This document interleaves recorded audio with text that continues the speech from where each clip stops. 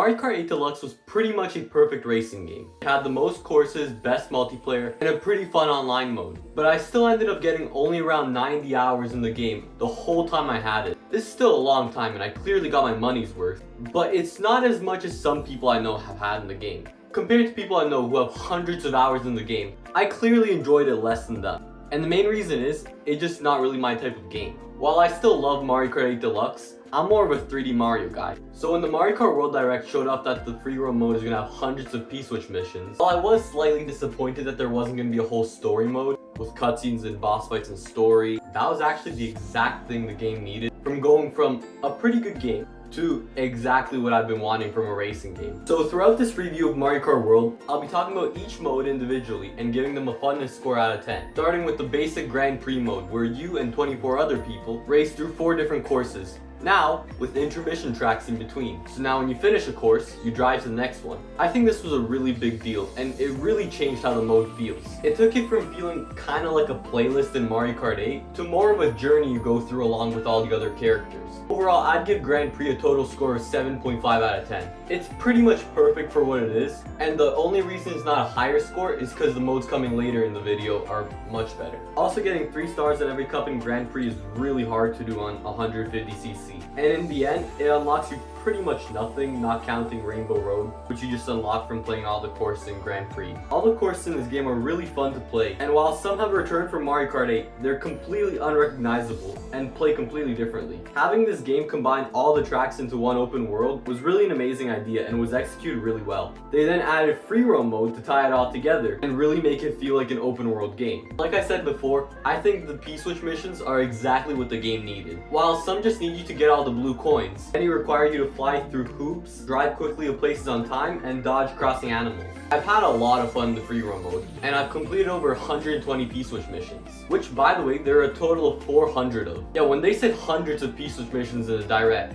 I thought they meant like 100 and something. Apparently not. Although once again, when you finish them all, you get a literal sticker, and you only need to do around 30 of them to unlock mirror mode. Free roam mode also has peach medallions and hidden question marks to find, but they're really not that fun to find. And they also, again, just get you a sticker. The worst part is, these stickers absolutely suck. Not that there's anything wrong with the designs. I mean, out of the hundreds there are gonna be some for everyone. The problem is when you put them on your card, they're so small, they're basically impossible to see during gameplay. And there's no way to change how big they are or where they're placed. But free roam mode just existing means so much to me, because it takes this game from very clearly a racing game to also kind of like a 3D Mario. Kind of like Bowser's Fury to 3D World. It doesn't add much content, but the content that it does add really adds a lot to the game. That's why I think free roam mode deserves a good 8 out of 10 rating. I also think that since free roam mode feels a bit like a 3D Mario game, they might have pushed the actual 3D Mario game to another year because of this kind of overlap. Another mode that benefits a lot from the open worldness of the game, and would pretty much be impossible without it,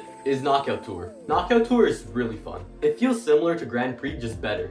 And it makes the game more competitive and also tells the people in the last few places to hurry up or get eliminated. This mode really feels right in a Mario Kart game, and again, wouldn't be possible without the game's open world design.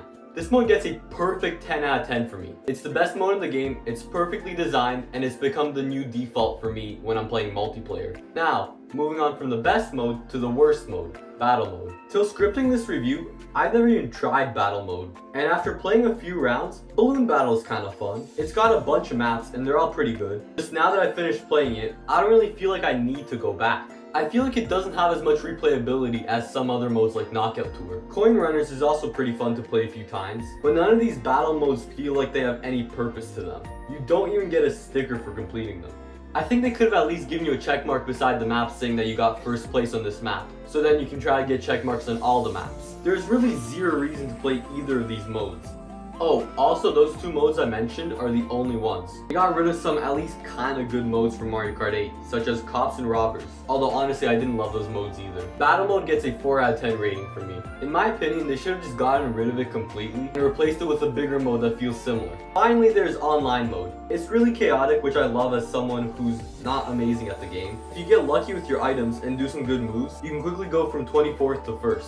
Although once the round is over, you'll be waiting over a minute and a half for the next round to start. Yeah, it's still Nintendo's online. Once I even had to wait over 5 minutes for the round to start, for a round that was only gonna last like 2 or 3 minutes. Thankfully, the game lets you practice while waiting. That was a really smart decision, kind of like how they did with Splatoon 3. You can also pick any of the modes to play online, except for Free Roam mode and Grand Prix, weirdly. I give online mode a solid 7 out of 10. I think it would have been an easy 9 out of 10 if they added a ranked mode, so my ranking get crushed as the game watches me get 24th. There is also the ability to play online with your friends, especially if you pair it up with game chat and you turn on the camera. As for the camera, I just plugged in a crappy USB camera my family has had since before I was born. I plugged it into the dock, and it works. And the 480p resolution isn't actually a problem. Finally, is this game worth 80 American dollars or 110 Canadian? Well, I think it's a really good game, and I personally would pay the full price. But it's also not the best game ever made. It's not better than Mario Odyssey, which is 25% cheaper, although that is just my opinion. But yeah, I'd say it's worth the price just this one time if you can afford it. Although I don't think any of this actually matters, because no one should just be buying the game alone. Everyone should just be getting it bundled with the Switch too, because getting it for 50 American is an absolute steal. And honestly, I think it's a bit dishonest saying that the game sucks because of its price, when all the people saying that only paid like 2/3 of the actual price. And while it does set a precedent for other games to match the price, I think we should criticize those other games instead of Mario Kart, once those games start coming out without a way to get them for cheaper. I give Mario Kart World a final rating of 9 out of 10, and I think it will deservingly go on to become the best-selling Switch 2 game of all time. If you found this video entertaining or useful, give it a like, and also check out my shorts page. If you find them entertaining, subscribe, and thanks for watching.